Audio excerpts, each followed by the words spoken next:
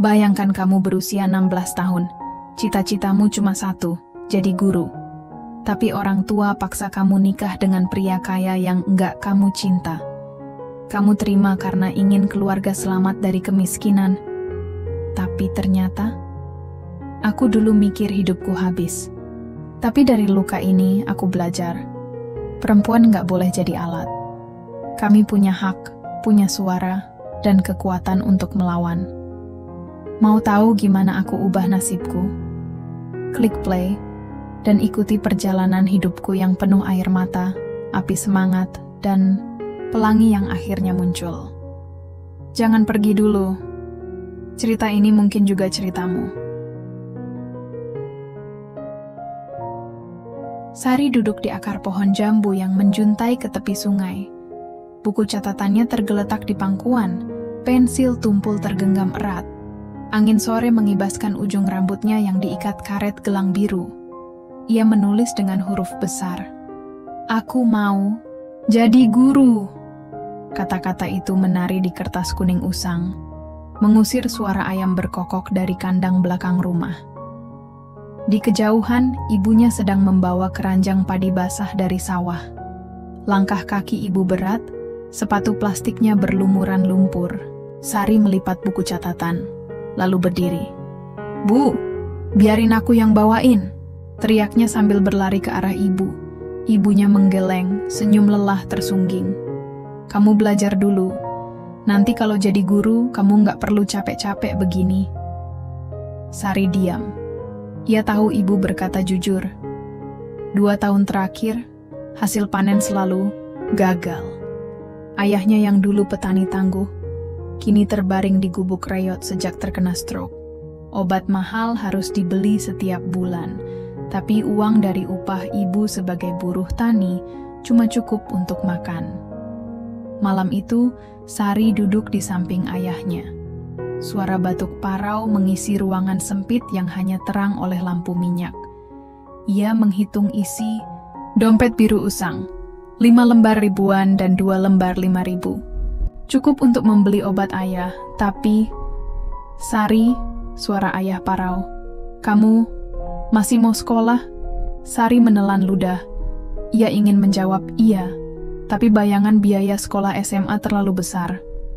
Iya ya, aku pasti lulusan SMA. Ayahnya menyentuh pipi Sari.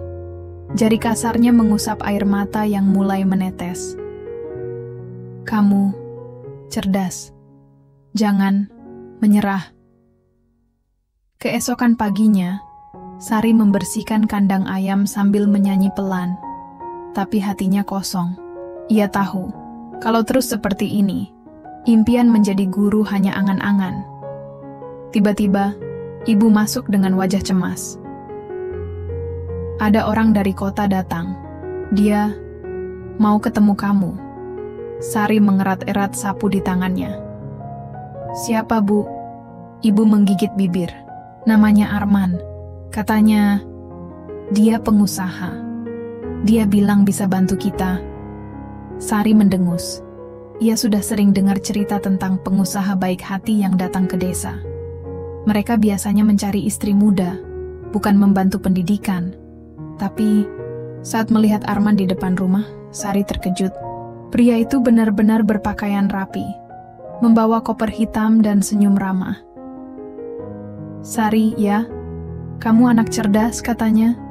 Sari mengangguk kaku. Arman tersenyum lebar. Aku punya tawaran.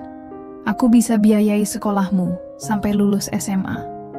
Tapi, kamu harus jadi istriku. Sari terbelalak. Ibunya menepuk punggungnya gemetar. Nak, ini kesempatan. Sari mundur selangkah. Tapi, aku nggak cinta dia. Arman tertawa pelan. Cinta bisa dibangun. Uang dan sekolahmu bisa selesai dalam 1 kali hitung. Sari menatap ayahnya yang sedang batuk di dalam. Ia membayangkan ruang kelas bersih, buku pelajaran tebal, dan suara anak-anak membaca. Tapi bayangan itu kabur, tertutup air mata yang menggenang. perlu waktu mikir. Arman mengangguk.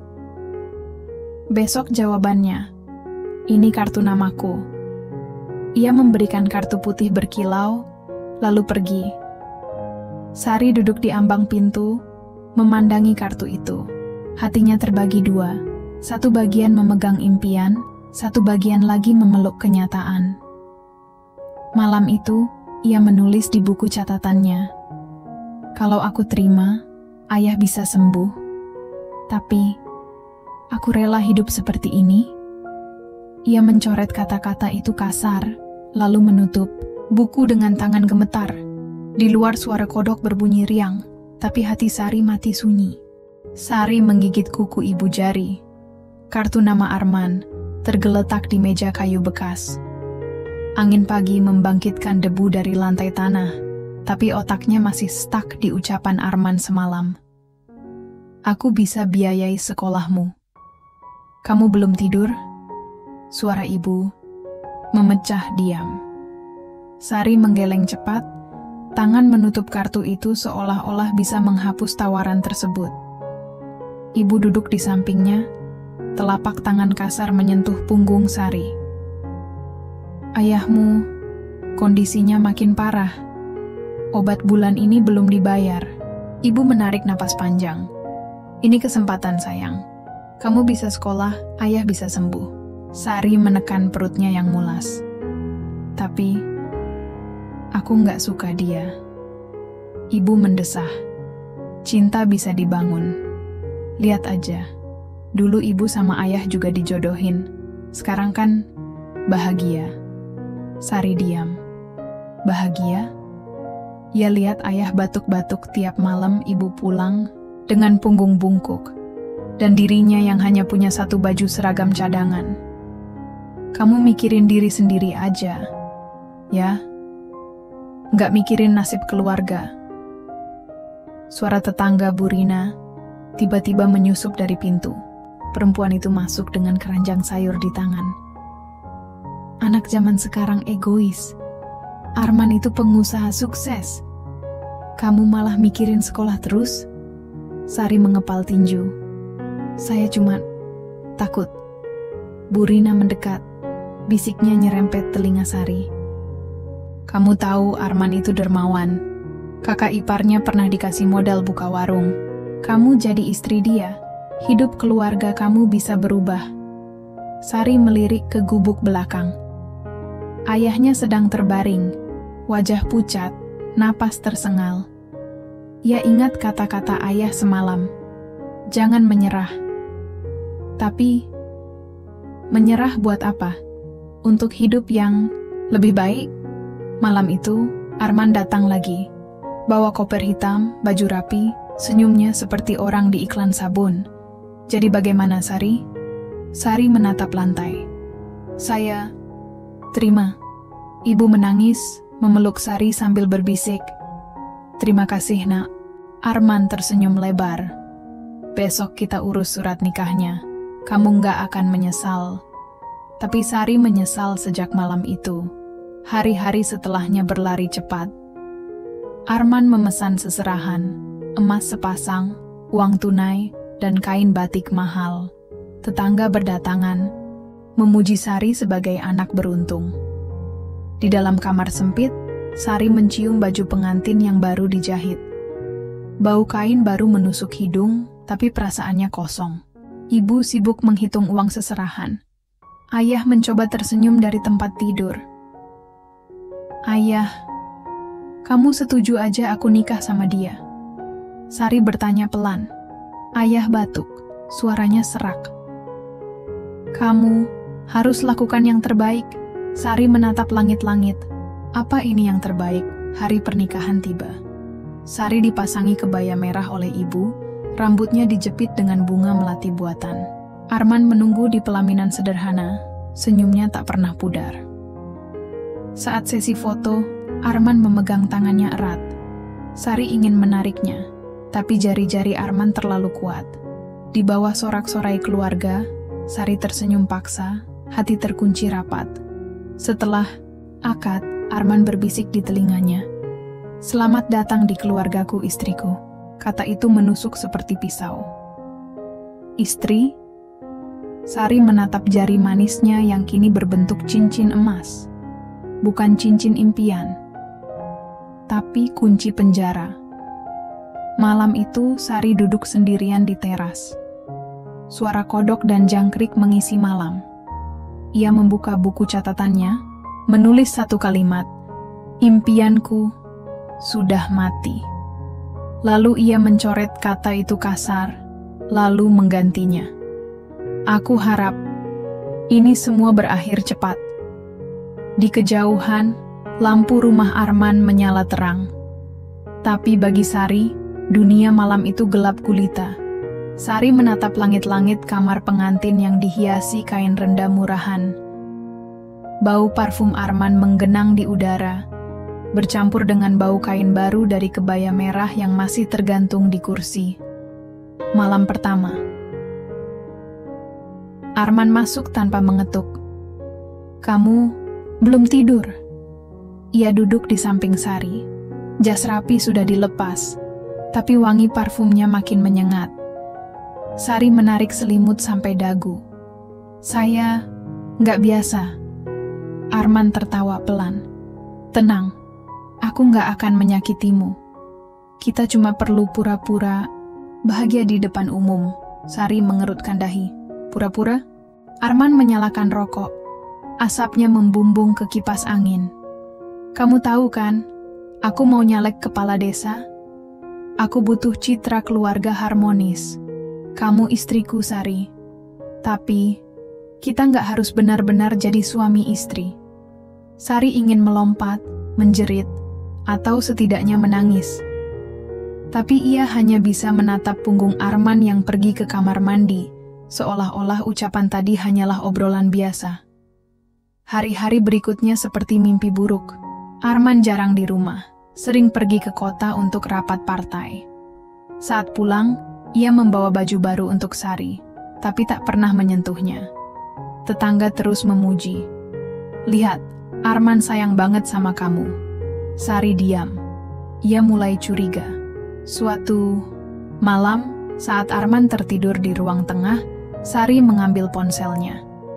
Layar menyala, notifikasi panggilan masuk dari nomor dengan nama istri tercinta muncul. Sari menelan ludah. "Istri?" Besok paginya, Sari mengintip koper Arman. Di dalamnya, ada foto seorang wanita cantik dengan 2 anak kecil, laki-laki dan perempuan. Keduanya berambut ikal dan senyum serupa Arman. Sari menutup koper, napasnya memburu. Ia pergi ke pasar, mencari penjual pulsa. "Kak, bisa pinjam HP? Nggak bisa nelpon, cuma lihat Google aja." Penjual memberinya ponsel. Usang.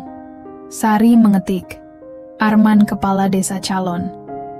Hasil pencarian muncul. Calon kepala desa Arman dituduh lakukan bigami. Sari memekik pelan. Ia membuka artikel itu. Foto Arman dengan wanita cantik di taman, caption, "Arman dan keluarga." Di Bandung. Tubuh Sari gemetar. Saat pulang, Arman sedang makan di meja. "Kamu kok mukanya pucat? Sakit?" Sari melemparkan foto itu ke meja. "Siapa dia?" Arman mendengus. "Kamu nguping ya?" Jawab. Arman menaruh sendok. "Dia istriku, anak-anak, itu juga anakku. Tapi ini penting untuk kampanye. Desa ini butuh citra keluarga harmonis." Sari melotot. "Jadi, kamu nikah sama aku cuma buat politik?" Arman tersenyum dingin. "Kamu dapat uang, ayahmu sembuh, ibumu tenang. Apalagi yang kurang?" Sari berdiri. Kursi terjungkal. "Aku bukan alat." Arman menarik tangannya. "Kamu lupa janji? Kamu terima tawaranku." Sari menendang kaki meja. Air matanya tumpah. "Aku benci kamu." Arman melepaskan tangannya. "Benci terserah. Tapi kamu nggak bisa kabur. Keluargamu butuh aku." Sari mundur selangkah. Hatinya retak, tapi sesuatu di dalam dirinya mulai menyala. Malam itu, Sari duduk di kamar, menatap foto keluarga Arman. Ia membuka buku catatannya, menulis satu kalimat, "Aku harus kabur." Tapi, kemana? Lalu ia melihat koper Arman, dompet hitam berisi uang dan kartu ATM. Sari mengambilnya, menyelinap keluar rumah. Di luar, bulan purnama menyinarinya. Sari menarik napas dalam-dalam. Aku akan menemukan jalan sendiri.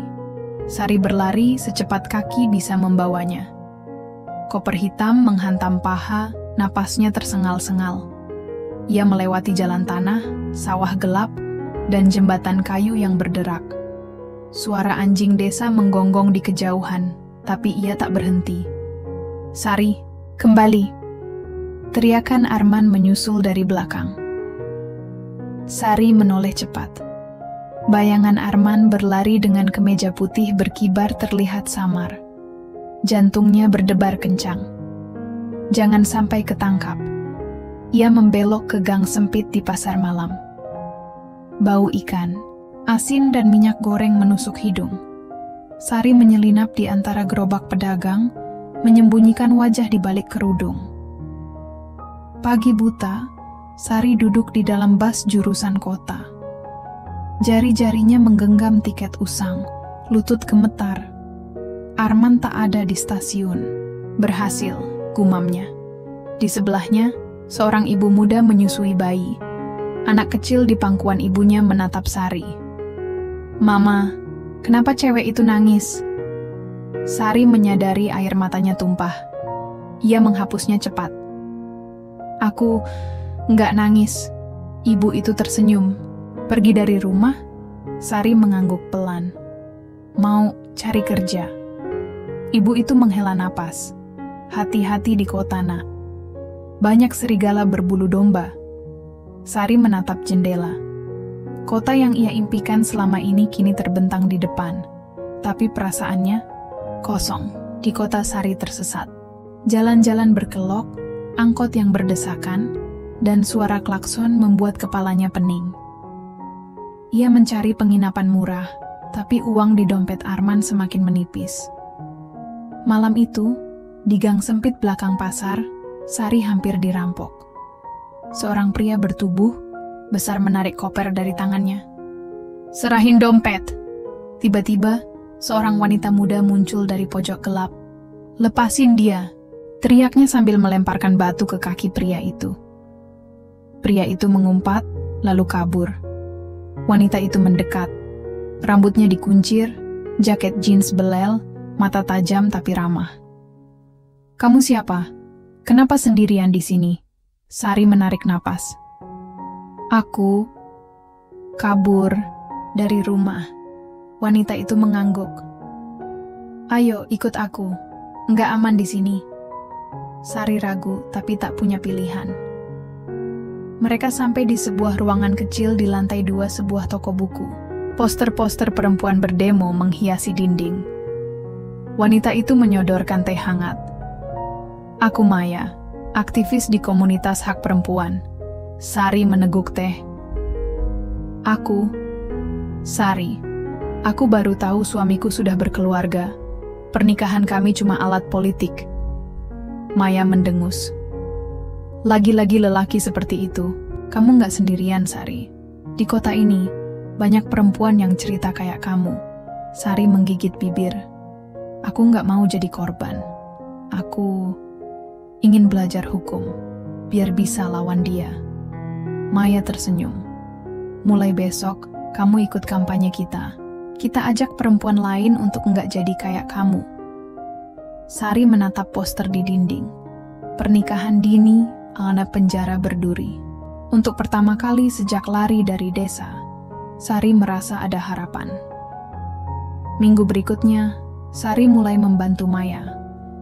Ia mengedukasi remaja di sekolah-sekolah, membawa buku tentang hak perempuan, dan menceritakan kisahnya. "Jangan seperti aku," kata Sari pada sekelompok siswi di aula kecil. "Aku kira menikah bisa selamatkan keluarga, tapi ternyata aku jadi alat." Seorang gadis bertanya. Terus, kamu nggak takut suami kamu cari?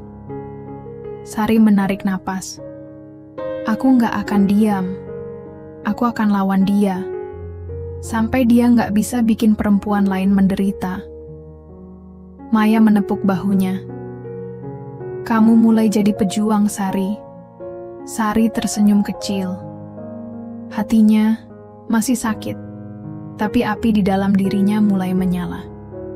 Malam itu, ia menulis di buku catatannya. Aku bukan lagi korban. Aku akan bangkit. Di luar, lampu kota berkedip-kedip. Tapi Sari tak merasa sendirian lagi. Sari duduk di lantai 2 toko buku, mengetik di laptop usang milik Maya. Layar biru menyala dengan tulisan, pernikahan anak di bawah umur, pelanggaran hak, atau solusi kemiskinan.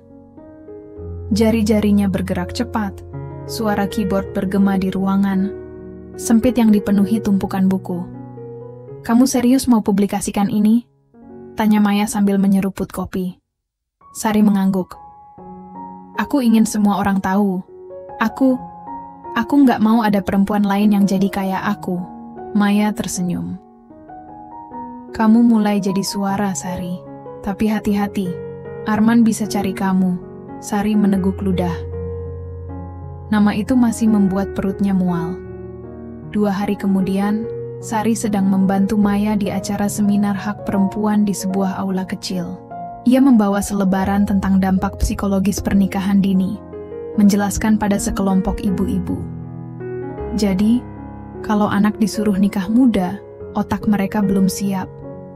Bisa depresi, bahkan bunuh diri. Seorang ibu bertanya, tapi kalau udah hamil, duluan, apalagi yang bisa dilakukan? Sari menarik napas. Pernikahan bukan satu-satunya solusi. Mereka butuh dukungan, bukan dipaksa jadi istri. Tiba-tiba, ponsel Maya berdering. Maya melihat layar, wajahnya langsung berubah. Ini nomor dari desa, Arman. Sari memekik pelan. Jangan diangkat, Maya menatapnya. Aku harus tahu, maksud dia. Ia menjawab. Ya, ini Maya. Kamu mau apa? Sari tak bisa mendengar suara Arman, tapi ekspresi Maya gelap. Kamu nggak bisa ancam-ancam kami. Sari bebas. Kamu nggak punya hak atas dia. Maya menutup panggilan, lalu menepuk bahu Sari. Dia bilang mau datang ke kota. Mau ambil kamu pulang. Sari gemetar. Dia nggak bisa lakukan itu. Maya menggeleng. Kita harus siap. Dia bisa pakai uang atau hukum untuk tekan kita. Seminggu setelahnya, Sari dan Maya pergi ke kantor hukum untuk konsultasi. Pengacara muda bernama Dinda menatap Sari dari balik kacamata. Kamu bisa gugat pembatalan pernikahan karena kamu nikah di bawah umur dan dipaksa. Tapi prosesnya nggak gampang. Sari mengepal tinju. Aku siap. Dinda tersenyum. Kita butuh bukti. Surat nikah, rekaman pembicaraan, atau saksi. Sari mengeluarkan buku catatannya. Di dalamnya ada foto keluarga Arman, kartu nama, dan catatan percakapan saat malam pertama. Ini bukti dia sudah berkeluarga. Dinda mengangguk. Ini bisa jadi senjata. Tapi kamu harus siap hadapi tekanan. Arman bisa gunakan uang atau tekan keluarga kamu. Sari menelan ludah. Aku nggak akan mundur. Malam itu, Sari menerima pesan dari ibunya. Nak, Arman datang ke rumah. Dia marah-marah, bilang kamu kabur. Dia bilang, kalau kamu nggak pulang, dia nggak akan bayar obat ayah lagi. Sari menjerit, meremas ponsel sampai nyaris patah. Maya menghampiri. Ada apa? Sari menunjukkan pesan itu. Dia ancam ayah. Maya mendesah. Ini trik klasik. Dia mau bikin kamu takut. Sari menangis. Tapi ayah, kondisinya buruk. Aku nggak bisa biarin dia menderita. Maya menatap matanya. Kalau kamu pulang, kamu balik jadi korban. Kita lawan dia sekarang, atau kamu akan terus dibayangi dia seumur hidup. Sari diam. Air mata tumpah, tapi ia menepisnya. Aku akan lawan. Keesokan harinya, Sari dan Maya pergi ke kantor polisi. Dengan bukti yang dikumpulkan, mereka melaporkan Arman atas penipuan dan pernikahan paksa. Ini awal, Sari, kata Maya. Tapi pertarungan sesungguhnya baru akan dimulai. Sari menatap langit kota yang penuh asap. Hatinya masih sakit, tapi kali ini ia tak akan menyerah. Di buku catatannya ia menulis, "Aku nggak akan jadi alat lagi. Sekarang, aku yang menentukan hidupku." Angin bertiup, membawa lembaran selebaran yang ia buat, melayang ke udara kota yang sibuk. Sari duduk di kursi kayu keras, tangan gemetar menggenggam ujung kerudung. Ruang sidang pengadilan negeri Bandung penuh sesak. Sorak-sorai dari luar terdengar samar. "Hukum Arman, hukum." Maya menepuk bahunya. "Kamu siap?" Sari menelan ludah. "Aku takut." Dinda, pengacara muda mereka, mendekat. "Ingat, kamu nggak sendirian. Bukti kita kuat. Arman nggak bisa kabur dari kenyataan." Pintu sisi lain terbuka. Arman masuk dengan jas abu-abu dan senyum dingin. Di belakangnya, istri sahnya, wanita cantik dari foto itu, berjalan dengan wajah muram. Sari mengepal tinju. Mereka juga korban. Sidang dimulai. Hakim tua dengan suara parau membuka kasus. Sidang perceraian dan pelaporan penipuan atas nama Sari melawan Arman. Siapa yang akan bersaksi pertama? Arman langsung angkat tangan. "Yang mulia, saya ingin bersaksi. Saya menikahi Sari atas dasar suka sama suka. Dia kabur karena terpengaruh aktivis seperti Maya di sana." Sari mendengus. "Apa-apaan ini? Saya menikahinya karena kasihan. Keluarganya miskin, ayahnya sakit. Tapi setelah itu, dia dibujuk untuk melawan saya." Maya mendesis. "Dia berani ngomong kayak gitu?" Dinda tenang. "Biarkan dia bicara. Nanti kita balik lagi." Arman melanjutkan. Suaranya bergetar. "Saya bahkan rela bayar biaya sekolahnya. Tapi dia malah kabur dan bilang saya bigami. Padahal istri saya di kota itu sudah meninggal 2 tahun lalu." Sari melotot. Bohong giliran Sari bersaksi. Ia berdiri, kaki gemetar. Hakim bertanya, "Mengapa kamu menggugat pembatalan pernikahan?" Sari menarik napas. "Karena saya dipaksa menikah. Saya tidak cinta dia. Dan dia sudah punya istri dan anak di kota." Arman tertawa kecil. "Mana buktinya? Foto itu bisa diedit." Dinda langsung angkat tangan.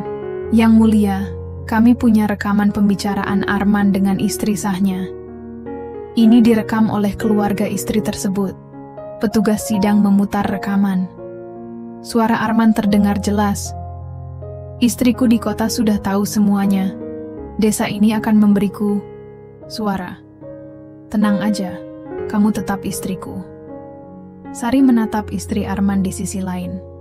Wanita itu menunduk, air mata menggenang. Hakim mengetuk palu. "Tuan Arman, apakah Anda mengenal wanita ini?" Ia menunjuk istri sah Arman. Arman diam. Wajahnya pucat. Sidang berikutnya, saksi dari desa mulai bersaksi. Tetangga Sari, Bu Rina, mengaku melihat Arman membawa seserahan ke rumah Sari. "Dia bilang bisa biayai sekolah Sari asal nikah," kata Bu Rina. Ayah Sari juga hadir. Wajahnya lelah tapi tegak. Saya terpaksa setuju. Kondisi ekonomi kami buruk. Sari menatap ayah, air mata tumpah. Maafkan aku, ayah. Tapi ini benar. Hari terakhir sidang, masa mulai berkumpul di luar. Poster-poster dengan foto Sari dan tulisan, "Stop perkawinan." Paksa berkibar. Aktivis berdemo, sementara pendukung Arman dari desa protes. Arman hebat. Dia cuma mau bantu desa. Pintu ruang sidang terbuka. Hakim mengetuk palu. Putusan pengadilan, perkawinan antara Sari dan Arman dibatalkan. Tuan Arman terbukti melakukan penipuan dan bigami. Hukuman, 3 tahun penjara dan pencabutan hak politik. Selama 5 tahun, Sari menahan napas. Selain itu, Anda diwajibkan membayar biaya pengobatan ayah Sari. Sari menjerit pelan. Maya memeluknya. Di luar, sorak-sorai meletus. Sari menang. Sari menang. Malam itu, Sari duduk di kamar sempit, menatap langit-langit. Ponsel bergetar. Pesan dari ibu. "Nak, ayah sudah bisa makan sendiri. Terima kasih, kamu hebat." Sari menangis, tapi kali ini, air matanya bukan dari luka. Maya masuk membawa secangkir teh. "Besok kita mulai gerakan baru. Kamu siap?" Sari tersenyum kecil. "Aku siap." Di buku catatannya ia menulis, "Aku bukan lagi korban. Aku adalah suara." Angin malam bertiup, membawa lembaran selebaran tentang hak perempuan, melayang ke langit kota yang penuh bintang. Sari turun dari mobil pikap tua, debu jalanan desa menyelimuti wajahnya. Udara panas dan bau sawah menyambut, tapi ia tersenyum. Ini bukan Sari yang sama yang pergi beberapa bulan lalu. Maya menepuk bahunya. "Kamu yakin?" Sari mengangguk. "Aku harus lakukan ini." Mereka berjalan menuju dusun. Kaki Sari menginjak tanah yang dulu jadi saksi perjuangannya. Rumahnya terlihat kecil dari kejauhan. Pohon jambu tempat ia duduk menulis impian masih berdiri kokoh. Saat tiba di depan rumah, ibunya langsung berlari, memeluknya. "Nak, kamu pulang." Sari menangis pelan. "Iya, Bu, aku pulang." Ayah duduk di kursi kayu, wajahnya lebih segar sejak pengobatannya terbayar. Ia tersenyum tipis. "Kamu sudah besar." Sari duduk di sampingnya. "Aku akan tinggal di sini sebentar." Ibu mengeringkan air mata. "Tapi, kamu nggak mau sekolah lagi?" Sari menggeleng. "Aku akan sekolah lagi, tapi sekarang aku punya tugas lain." Keesokan harinya, Sari pergi ke balai desa. Ia membawa buku dan selebaran tentang hak perempuan. Tetangga mulai berkumpul, melihat dengan tatapan ragu. Bu Rina mendekat. "Jadi, kamu balik buat apa? Nyeremin warga?" Sari tenang. "Aku ingin bicara tentang pernikahan dini. Bukan cuma buat anak perempuan, tapi buat semua orang." Beberapa orang tua mendekat. Anak-anak juga mulai berkumpul. Penasaran. "Aku dulunya korban. Aku dipaksa nikah karena keluarga butuh uang. Tapi pernikahan itu bukan solusi. Aku hampir kehilangan masa depan." Seorang ibu bertanya, "Tapi kalau anak kita hamil duluan, apalagi yang bisa kita lakukan?" Sari menarik napas. Pernikahan bukan satu-satunya jalan. Mereka butuh dukungan, bukan dipaksa jadi istri. Anak muda juga harus tahu konsekuensi hubungan mereka. Bu Rina mendengus. "Kamu pikir kami nggak tahu? Kami cuma nggak punya pilihan." Sari menatapnya. "Saya tahu kemiskinan itu nyata. Tapi pernikahan dini bukan solusinya. Anak-anak yang menikah muda bisa depresi, bahkan bunuh diri. Saya hampir seperti itu." Beberapa hari kemudian, Sari mulai mengajar di gudang tua yang diubah jadi ruang kelas. Ia membawa buku bekas dari kota, laptop bekas untuk menampilkan video edukasi. Anak-anak berlarian ke sana setiap sore. "Bu Guru, Hari ini belajar apa? Sari tersenyum. Hari ini kita belajar tentang hak kita sebagai perempuan. Di luar, ibu-ibu mulai tertarik. Mereka duduk di ambang pintu, mendengarkan Sari menjelaskan tentang pendidikan, kesehatan reproduksi, dan hukum pernikahan. Kamu semua punya hak. Anak perempuanmu juga punya hak. Jangan sampai mereka alami apa yang saya alami. Arman akhirnya keluar dari tahanan setelah sidang banding. Ia menetap di desa, tapi tak lagi punya pengaruh. Warga mulai menghindarinya. Suatu hari, Sari bertemu Arman di pasar. Ia menatap matanya. Saya harap kamu udah belajar. Perempuan bukan alat. Arman diam. Saya minta maaf. Sari tersenyum kecil. Maaf nggak cukup. Kamu harus pastikan nggak ada lagi perempuan yang jadi korban kayak saya. Malam itu, Sari menulis di buku catatannya. Aku pulang bukan buat mundur, tapi buat maju bersama desa ini.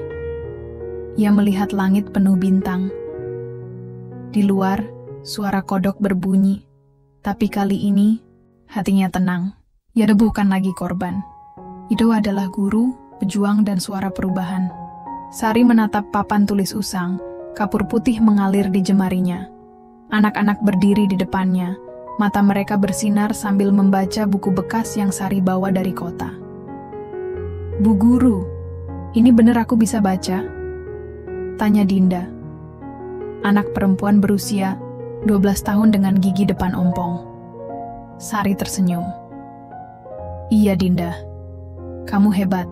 Di luar gudang tua yang diubah jadi ruang kelas, ibu-ibu sibuk menjahit di bawah pohon jambu. Mereka sering mengintip ke dalam, mendengarkan Sari menjelaskan tentang pentingnya pendidikan dan hak perempuan. Pagi itu, Maya datang ke desa. Ia membawa paket besar dari komunitas perempuan di kota.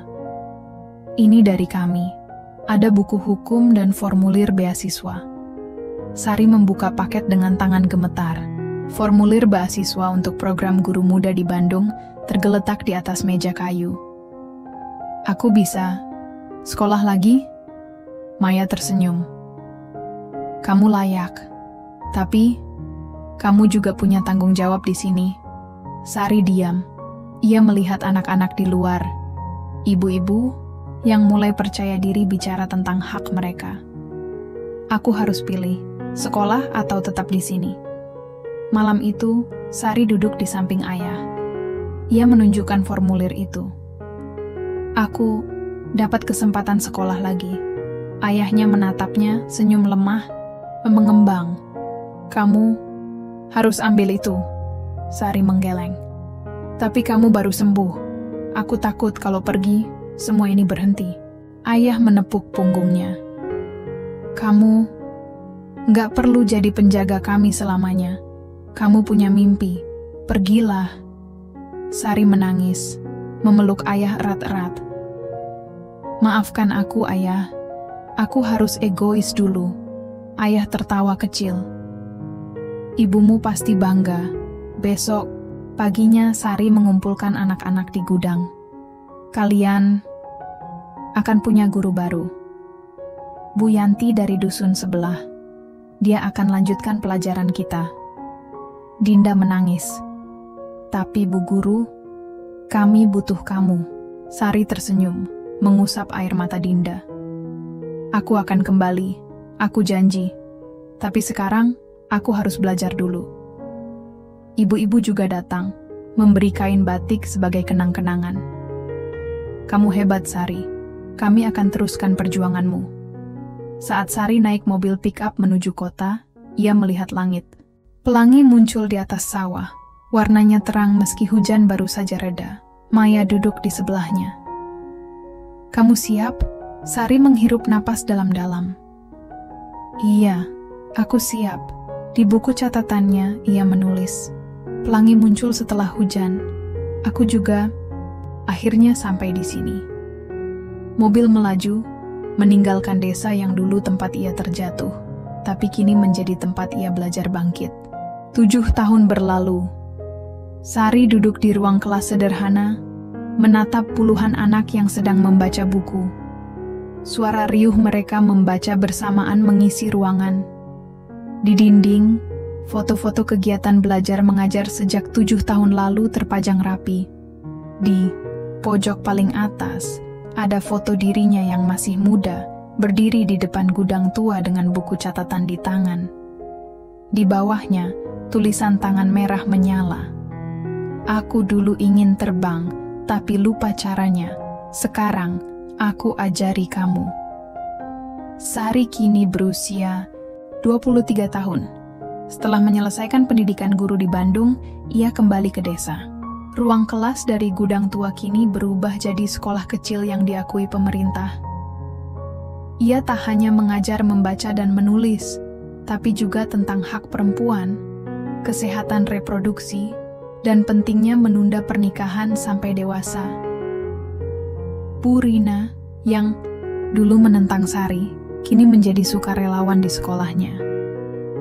Anak perempuanku nggak akan alami apa yang kamu alami, katanya sambil menyapu halaman sekolah.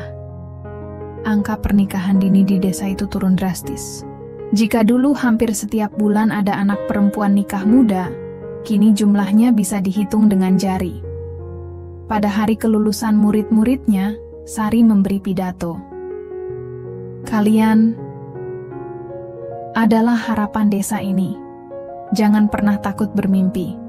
Bahkan jika dunia bilang kamu nggak bisa, terus maju.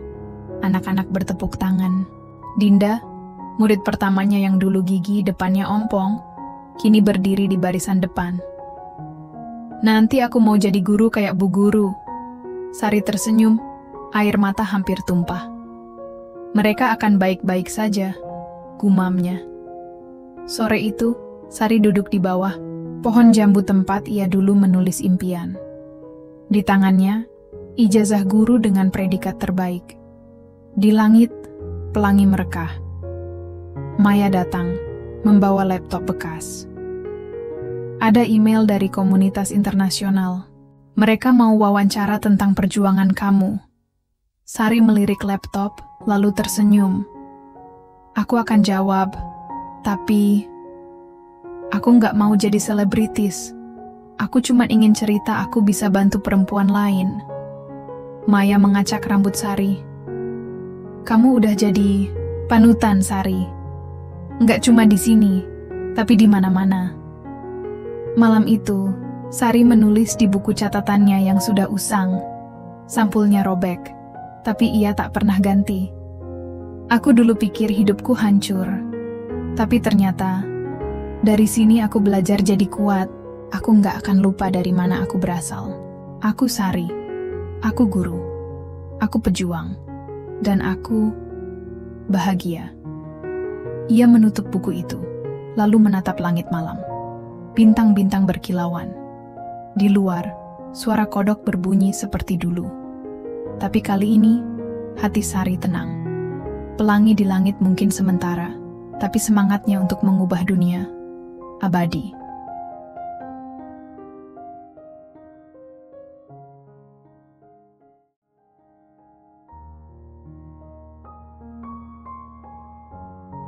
Hidup memang nggak selalu adil, tapi dari kisah ini, aku belajar satu hal. Kita punya hak untuk menentukan nasib sendiri. Bahkan saat dunia mencoba menekan, kita bisa bangkit, selama kita berani melawan dan punya orang yang mendukung. Aku harap, kisahku bisa menginspirasi kamu untuk nggak menyerah pada impian. Jangan biarkan tekanan atau ketakutan menghentikan langkahmu. Kamu punya suara. Kamu punya kekuatan. Jangan lupa, klik tombol subscribe dan nyalakan lonceng. Notifikasinya, ada banyak cerita inspiratif lainnya yang bakal nemenin hari-harimu. Dari kisah perjuangan, cinta, sampai tantangan sosial yang wajib kamu tahu. Sampai jumpa di video berikutnya. Tetap semangat, tetap percaya. Kamu bisa ubah dunia satu langkah kecil sekaligus.